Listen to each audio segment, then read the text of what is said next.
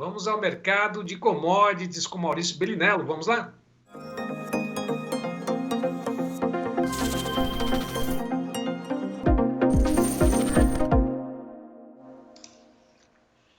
Maurício, boa tarde para você. Opa, esfriou de novo em Curitiba, é impressão minha. Aqui nós vivemos com frio, Braga. Bom, boa tarde a todo mundo aí. Estou enchendo o saco aqui, eu sou um cara friorento. Hoje está até gostoso, está 20 graus hoje, mas está bem tranquilo, está com sol. É que minha casa é gelada. Não, o clima está que nem o mercado, né? Um dia surpreende pelo frio, outro dia fica mais seco, outro dia chove, né? Mas de qualquer forma faz parte da dinâmica, né? Esse mercado não dá para poder cravar, falar, olha, o motivo pela queda das commodities hoje é Rússia, Ucrânia, não realização de lucros, né? O que está acontecendo no mercado? Tá igualzinho, o mercado tá chato demais, é tudo que eu posso dizer, rapaz do céu, faz um mês que não dá. Na verdade, assim, com a situação da Ucrânia como um todo, né, o mercado tá muito na ponta dos dedos, assim, ninguém tá querendo tomar grandes posições, especialmente nos mercados agrícolas, né, Braga, frente aos problemas, inclusive construí um conteúdo sobre isso no meu Instagram hoje, com as questões de eventual falta de milho, trigo no mercado à frente, né, ninguém tá muito colocando a mão na frente da faca não, sabe?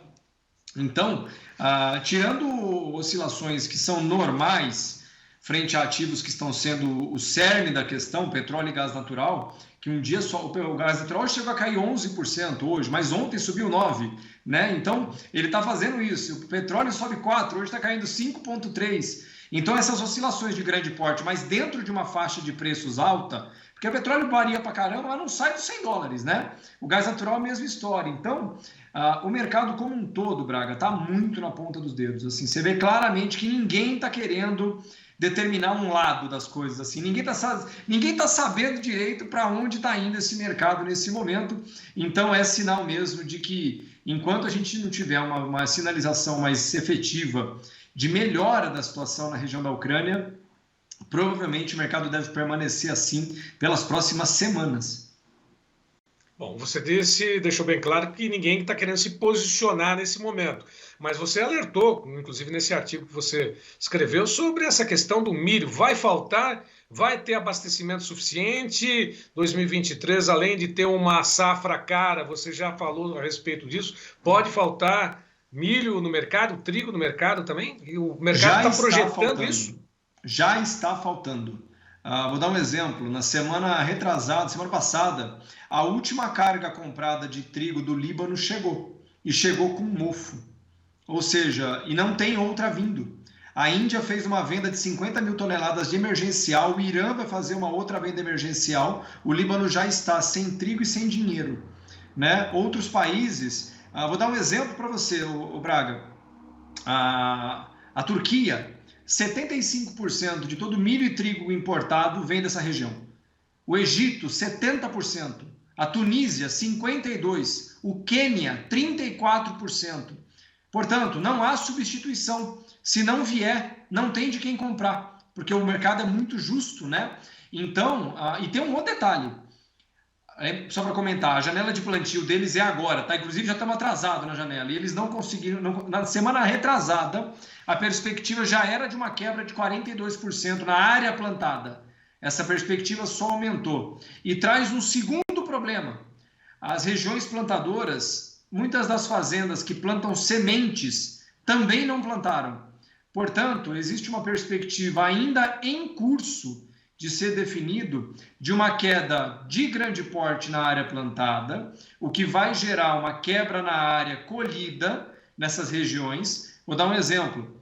29% do trigo global vem da Rússia e da Ucrânia. 13% vem da Ucrânia. 17% do milho vem da Ucrânia. Não há como você, do dia para a noite, substituir isso. É importante dizer que isso traz uma vantagem para o Brasil, né? Porque, inclusive, muitos dos meus clientes mesmo já estão prevendo o aumento da área plantada de trigo e de milho, porque vai faltar, o preço deve subir, e o Brasil, graças a Deus, tem 2 safras por ano, no trigo não tanto, mas no milho principalmente, né? E deve ser um dos que vão, pelo menos, aliviar a situação. Mas não há como você aliviar a situação de uma quebra de 10% da produção global, por exemplo, né? Então, a situação tende a se agravar bastante, Braga, infelizmente. Bom, a gente tem aí uma falta, uma escassez de produtos, né, de alimentos, aí, de sementes, de commodities agrícolas, por dizer assim, milho e trigo, e um processo inflacionário mundial, né? O que pode acontecer com a economia numa situação dessa, né? Falta de alimentos, inflação em alta, e alguns países aí, por exemplo, Chile, até mesmo a Argentina aqui, com essa inflação duplicando. A Argentina praticamente com a mesma inflação da Venezuela. Chile Isso. com um novo presidente sem condições aí de aprovação pela própria população chinesa. Crise na Rússia e Ucrânia, né? Problemas de abastecimento de energia na própria Europa. O que vai Isso. acontecer com esse cenário global numa situação como essa, como você já alertou, me perdoe, né? Você falou dos processos aí inflacionários também no próprios Estados Unidos, né? Sim, Os sim. Estados Unidos virão com uma inflação em alta e vão ter que ajustar a taxa de juros por lá, né? Como é que vai Exato. ficar esse globo, essa economia mundial? As cotações estão dizendo exatamente a impressão das pessoas. Ninguém sabe. Porque, de novo, a situação é grave, ela já era grave, né? Nós estamos numa sequência interminável desde o Covid, né? Desde fevereiro de 2020. Aí veio o Covid vai embora e volta e vai embora. Aí vem agora a situação da guerra na Ucrânia, né? A inflação saindo de controle. Eu vou dar um exemplo. Na Alemanha, né? A Alemanha teve 2,5% de inflação no mês de março. Ela teve 1% a mais de inflação que o Brasil. A Alemanha. Né? Eu não estou falando de um país de terceira categoria, estou falando da Alemanha, a quinta maior economia do mundo, quarta ou quinta maior economia do mundo. É a maior inflação desde o final da Segunda Guerra Mundial, faz 80 anos. A situação, portanto, ela está agora numa... Primeiro, a inflação já é uma realidade, ela não vai passar rapidamente, ela deve aliviar apenas nos próximos meses, mas a questão da escassez de alimento, ela vai criar um outro problema. Qual que é? Vou dar um exemplo da China, por exemplo. A China é uma grande consumidora de tudo. Ela até produz muito do que ela consome, mas não é nem perto do que precisa. Só que a China tem dinheiro.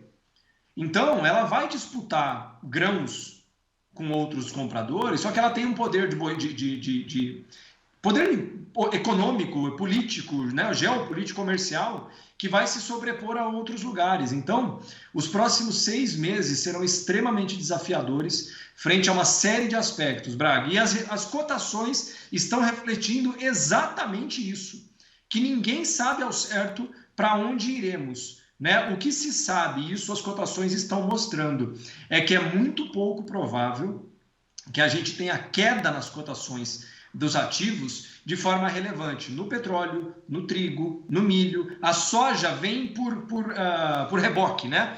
Porque no caso vai faltar alguns grãos para produzir biodiesel, por exemplo, né? Um dos exemplos, né? Por causa do petróleo, obviamente, vai competir o diesel com biodiesel agora, porque, para quem não sabe, parte do óleo da soja é usada para produzir biodiesel e compete com óleo de soja para comida. E se o petróleo está em $100, produzir diesel é lucrativo, né? Ou seja, o cenário de inflação não existe nenhuma perspectiva de que nos próximos 6 meses ele mude. Uma coisa é ele arrefecer, diminuir um pouco a velocidade, mas acreditar que os preços retrocederão, sinceramente falando, na minha opinião, estamos longe disso. E aquela pergunta, é hora de fazer hedge? Como é que vai buscar uma proteção numa situação como essa? Nesse sentido, o Brasil é muito privilegiado, um dos países mais privilegiados do mundo, não tem a menor dúvida. Porque uma coisa é você ter preços em alta e produção grande. O Brasil é um gigantesco produtor de alimentos. Então, ele sofre menos. E, inclusive, se os preços estão em alta, né, o dólar provavelmente não deve subir tanto, mas pelo menos a commodity deve, né, as commodities, isso traz uma vantagem enorme para o agricultor brasileiro médio e, obviamente, é importante que você garanta os seus preços, né? Não fique olhando, mas o Brasil tem a grande vantagem de, por ser produtor, ter uma situação interna muito boa, o que não é a realidade de muitos países por aí, né? Agora, nesse momento, como sim historicamente foram, Estados Unidos, Brasil, Austrália, China, deverão ser países que sairão, Rússia, inclusive, deverão ser países que sairão por cima disso agora, por ter áreas plantáveis grandes e um grande mercado consumidor. Mas é isso, para você que está nos assistindo agora, vivemos tempos estranhos, que vem lá desde 2019, 2020 e que ainda não cessaram.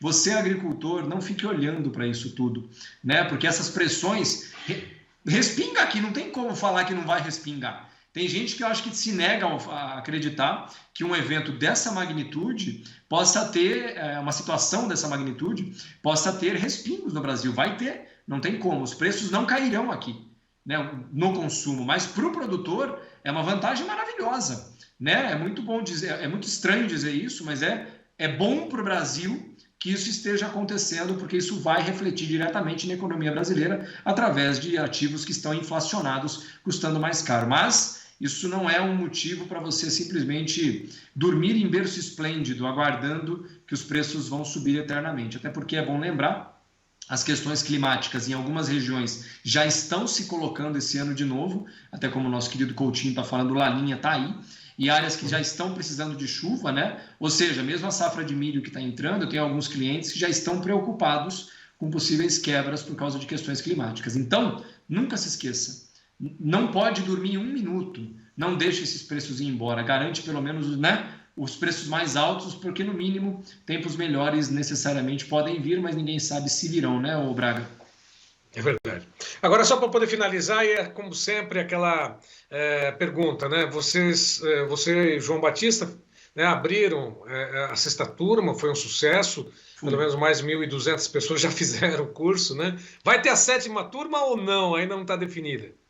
Eu gosto de focar no agora e depois eu foco no depois. Ou seja, que certamente teremos uma outra turma, teremos. Foi um sucesso, foi a maior turma desde o começo, né? Já tivemos uma aula ao vivo no sábado, foi maravilhosa a aula. Mais de 2 horas, 2 horas e 15, falando com as pessoas, respondendo todas as dúvidas. Teremos uma nova aula, não sábado agora por causa do feriado, no outro sábado e mais uma mais à frente ainda, mas é o que eu falei, eu vou focar na sexta turma, dar atenção mesmo para eles, conseguir responder, mas certamente teremos uma nova turma, e você que eventualmente não pôde participar agora, quer participar da próxima turma, onde você vai aprender no curso de introdução às opções agrícolas, conhecer os primeiros passos sobre essas estratégias de defesa de preço, né, para você conseguir garantir as melhores margens de preço dentro do seu bolso. Aconteça o que acontecer mundo afora, manda uma mensagem para a Nádia, né? Você deve colocar, até pedir para o Davi colocar na tela para a gente poder ver.